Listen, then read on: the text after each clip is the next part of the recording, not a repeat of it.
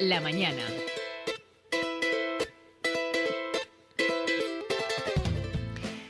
Expertos apuestan por realizar test masivos a la población para conocer el alcance real de la pandemia en las islas y el peligro de iniciar una desescalada del confinamiento sin conocer los datos.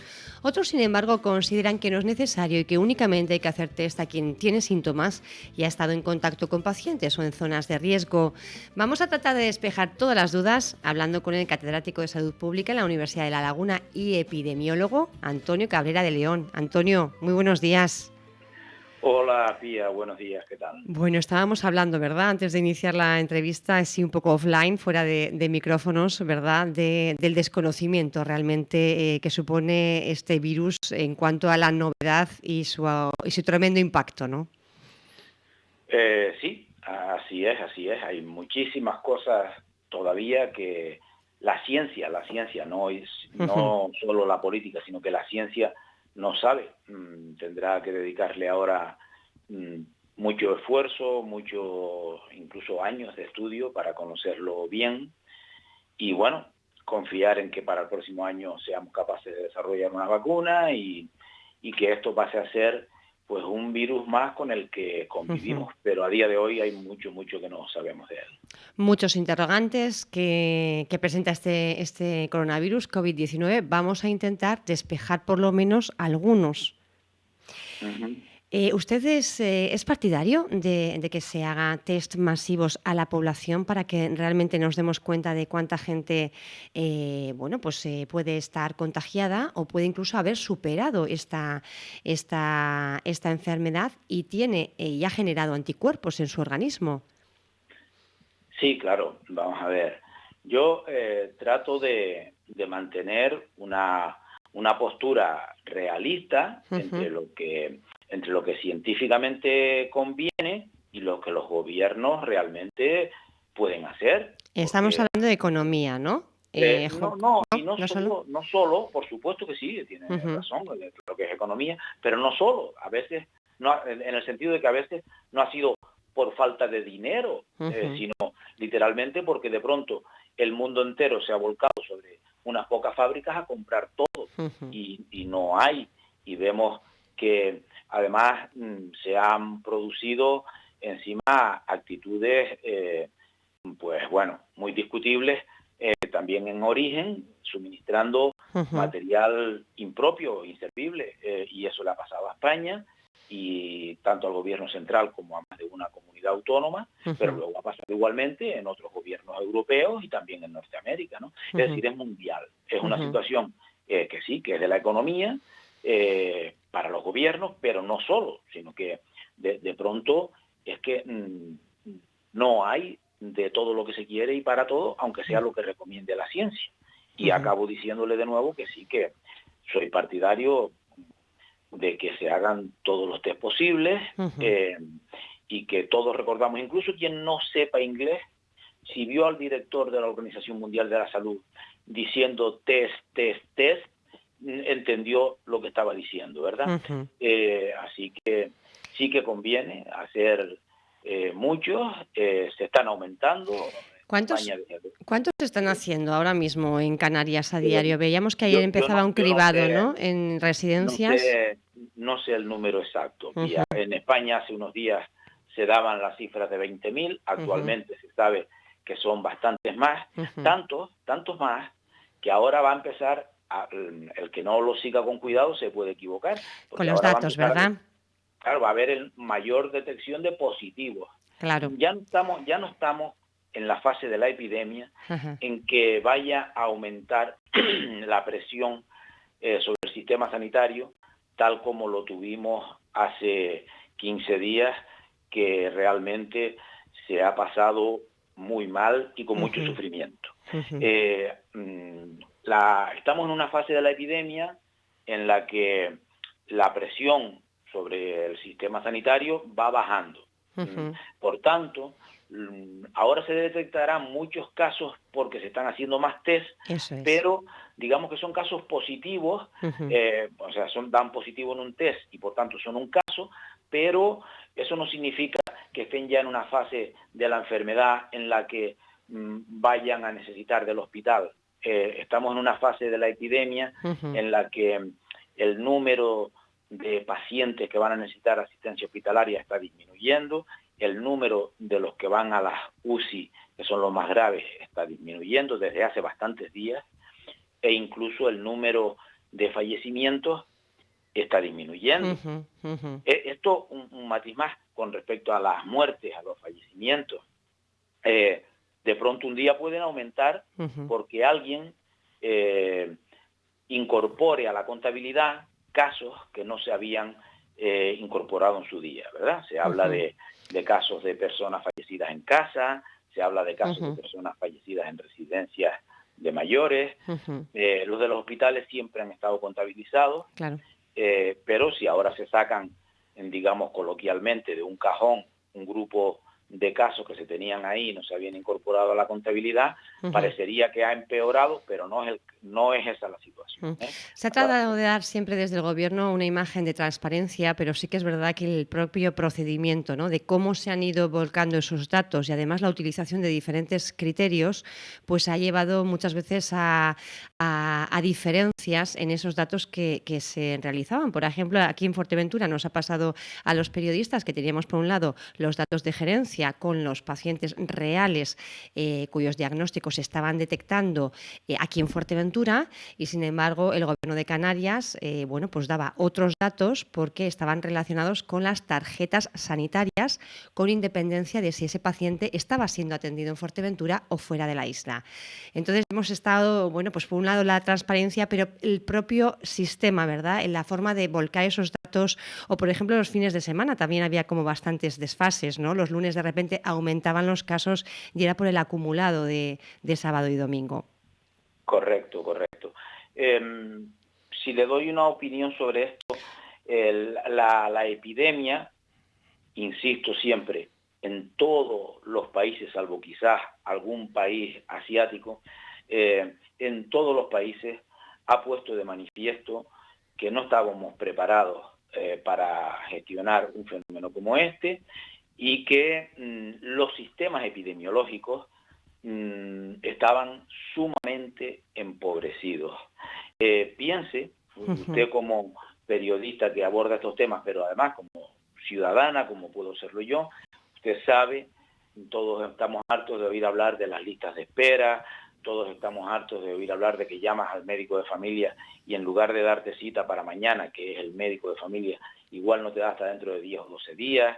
Es decir, el sistema sanitario estaba deteriorado por toda una década de recortes. Pero eso aparte, eso es en el terreno asistencial, pues con más facilidad se ha recortado o disminuido o empobrecido los sistemas de vigilancia epidemiológica, porque como no eran noticias, no eran visibles, hay partes de los sistemas sanitarios que están especialmente empobrecidas.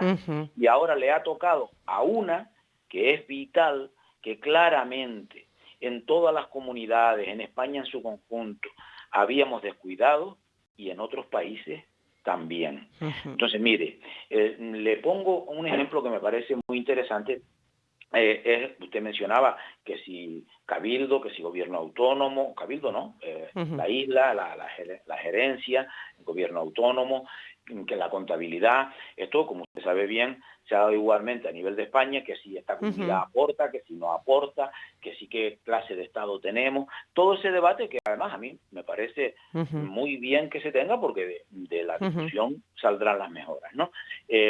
Pero lo contrasto al mismo tiempo con Francia, que es un Estado sin autonomía, no es un Estado descentralizado como España, un Estado muy centralista.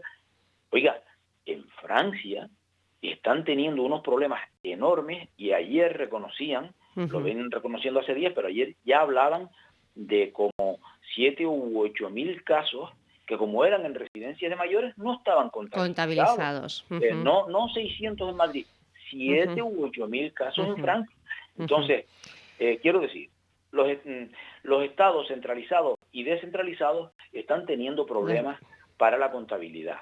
Y eso tiene que ver con el empobrecimiento de los sistemas epidemiológicos, que son una parte del sistema sanitario, que ahora es cuando nos acordamos de ellas. Yo le estaba preguntando por esta cuestión porque, bueno, pues parte de la población está diciendo nos engañan con los datos, ¿no? Y a mí, bueno, pues me ha pasado con personas cercanas que incluso me han preguntado y yo les trataba de explicar cómo estamos los periodistas también confinados a nuestra manera y haciendo el trabajo como podemos, no sobre el terreno, digamos, más pues con Sí. entrevistas telefónicas y a golpe de teléfono realmente, y lo difícil que nos estaba también dando, lo difícil que estaba siendo para nosotros dar esa información, ¿no? Porque nosotros mismos Sí. pues comparábamos las tablas y los datos y, bueno, pues nos llevaban también a cuestionarnos todo esto, ¿no?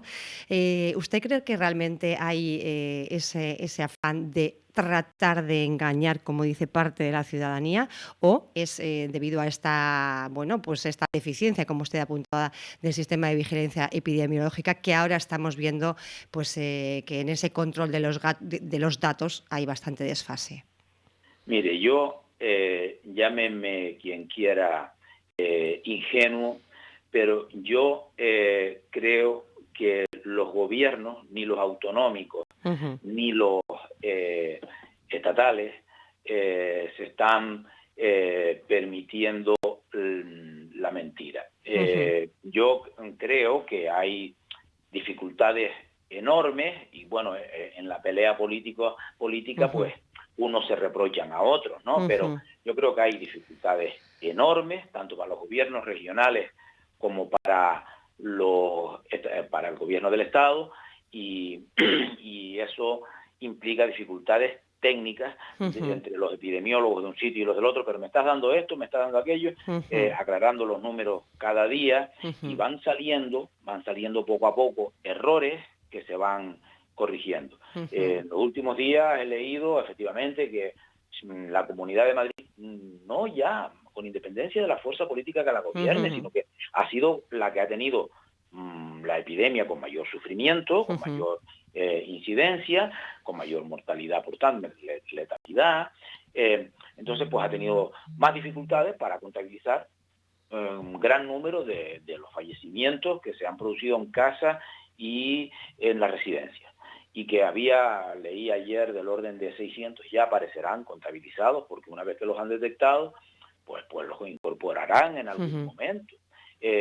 Entonces, dificultades de tipo técnico, pero ujú. yo no me creo, sinceramente, puedo ser un ingenuo, pero yo no me creo que el ministro de Sanidad, que sabe que más tarde o más temprano cualquier cosa que se oculte se va a saber, Ujú, o la consejera o el consejero de Madrid o el de Canarias, que estén ocultando ujú, números, o yo no lo creo. Otra cosa es que, vaya, a veces puedan retenerlo por unas horas porque se ven sorprendidos ujú, con una información que no saben ni siquiera la calidad que tiene, ujú, o cómo se puede comunicar ujú, a los medios para que la difundan.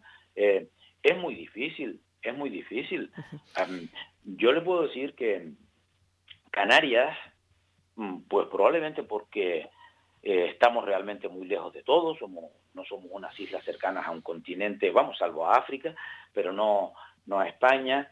Eh, Canarias, entre los separados que estamos y el que estamos muy fracturados y demás, pues, como sabe, estamos pasando la epidemia mejor que en otros sitios. Ujú. Hay algunas cuestiones muy preocupantes, pero en general mejor que en otros sitios. Pero mire, le recuerdo la que quizás fue la primera situación realmente de apuro Ujú, para la administración canaria, que fue cuando aparecieron casos en un hotel en el sur de Tenerife. ujú. Un 1000 personas paciente, confinadas allí, o 1000 personas. exactamente, un paciente italiano Ujú, ingresado rápidamente.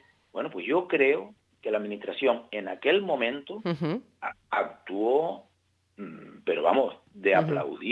aplaudir. Hizo lo que no se había hecho, Fue yo valiente, creo ¿no?, que en la toma de a- decisiones porque primó a- la salud al final. hasta ese momento, yo creo que no se había hecho nunca en Ujú, España. De pronto se ujú, presentó Sanidad y cerró un hotel con 1000 personas.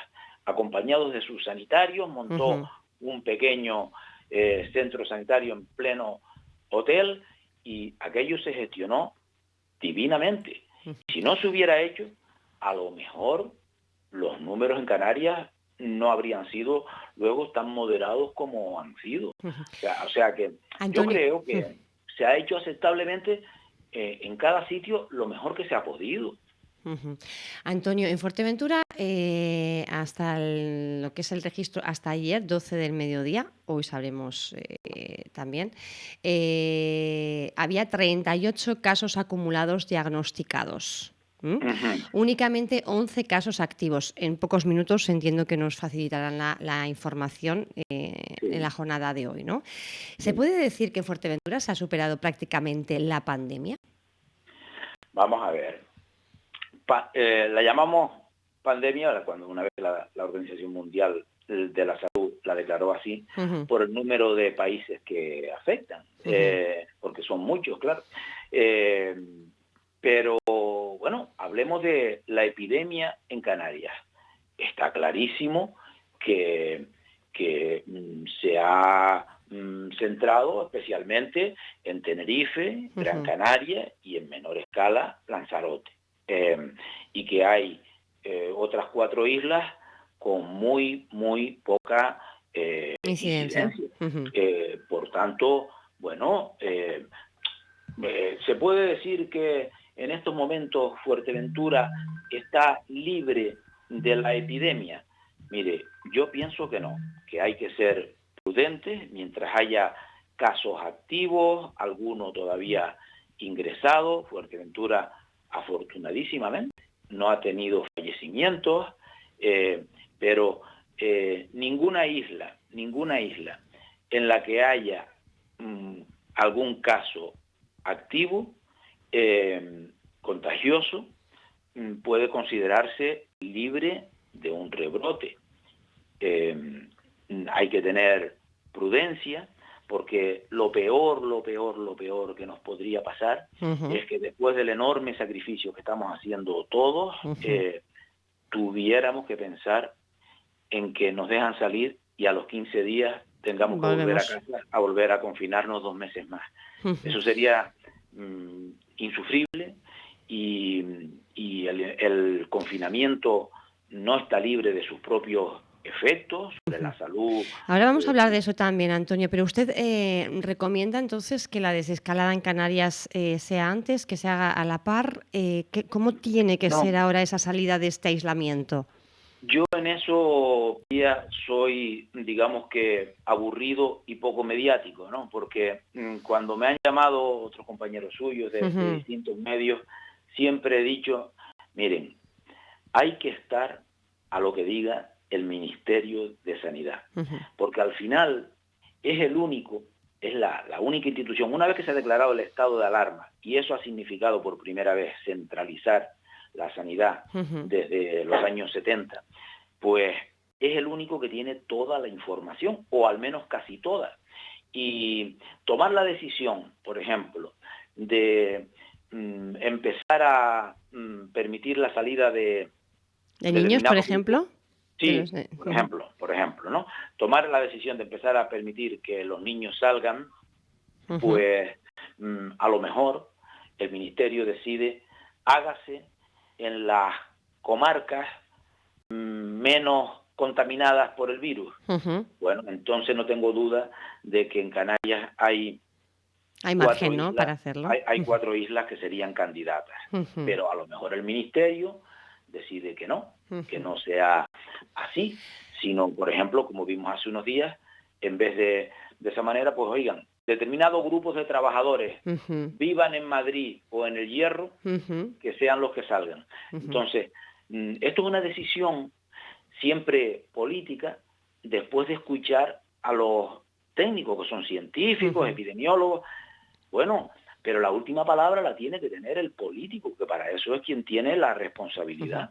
Antonio, hace unos meses que también hacíamos una entrevista aquí en COPE Fuerteventura con usted nos hablaba de los problemas de obesidad y de diabetes, ¿no? Sobre todo bueno, pues relacionados, ¿no?, con el índice de pobreza realmente que sufre la población canaria. Y son los argumentos también que se han esgrimido un poco para, bueno, pues para decir a ver si en Canarias podemos salir un poquito antes, porque nuestra población está sufriendo los efectos de este confinamiento de forma muy negativa en su salud. Bueno, yo creo que primero tenemos, sin duda vamos a tener consecuencias para la salud. Una persona con diabetes, una persona con hipertensión, una persona con trastornos cardiovasculares, personas, primero que se le recomienda a cualquier persona sana, pero muy especialmente personas con determinadas enfermedades a las que de siempre los médicos y con criterios científicos les recomendamos que caminen en el menor de los casos y que hagan el ejercicio físico, la actividad física que su salud les permita y que la hagan diariamente. Y de pronto les decimos, se sienta usted en un sillón y del sillón a la cama y de la cama al sillón durante 2 meses. Pues inevitablemente esto va a tener repercusiones que todavía, como no las podemos estudiar, no sabemos las que son. Nosotros no sabemos cuál es el grado de incremento que puede tener la obesidad de personas propensas a ellos que ya la padecían. No sabemos cómo ha cambiado la población su alimentación, no sabemos cómo están esas diabetes respecto a cómo estaban hace 2 meses, y tampoco sabemos además la consecuencia que puede tener para posteriores problemas más graves como un infarto derivado de la diabetes, de la hipertensión, de la obesidad. Entonces, todo es muy difícil y hay que ir al peligro más inmediato y mayor, y eso es lo que se está yendo. Pero desde luego mantenernos confinados no va a dejar de tener algún efecto perjudicial para la salud, sin duda. Más cosas. Se dice que podremos volver un poco a la normalidad, o bien cuando haya una vacuna, usted apuntaba ya al año que viene, o se haya, dicen algunos expertos, infectado el 70 o el 80% de la población. Pero claro, no habiéndose hecho los test de forma masiva, lo desconocemos. En Canarias, ¿cuánta gente se estima que pueda haber estado contagiada, aunque ya pues, de negativa porque ha superado la enfermedad? ¿A cuánta gente no se ha hecho test y realmente puede haber sufrido la enfermedad? Vamos a ver, en Canarias y en España y en el mundo, desde luego, muchísima gente que no ha sido positivo porque no se le ha hecho un test, habrá tenido la infección por el virus de manera asintomática. Parece que esto, cuanto más joven se sea, más probable ha sido. Las personas más jóvenes y en particular los niños, aunque resulten infectados, parece que o no desarrollan síntomas o son tan leves que... pasan casi desapercibidos, ¿no? Sí. Entonces, ¿cuántas?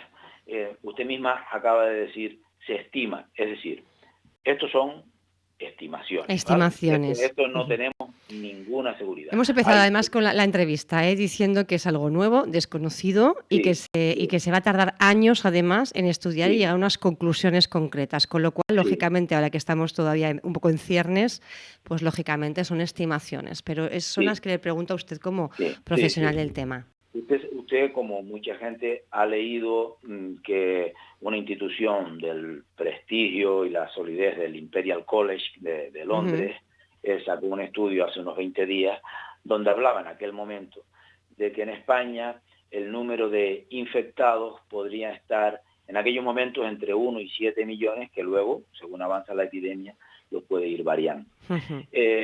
Puestos a estimar, yo trabajo con un número que se puede expresar de manera sencilla de la siguiente manera. Si la letalidad, es decir, de todos los que se detectan como positivos, de todos los que identificamos como casos, cuántos mueren, si la letalidad está en torno entre el 1 y el 2%, si la letalidad está ahí cuando hay un sistema sanitario adecuado,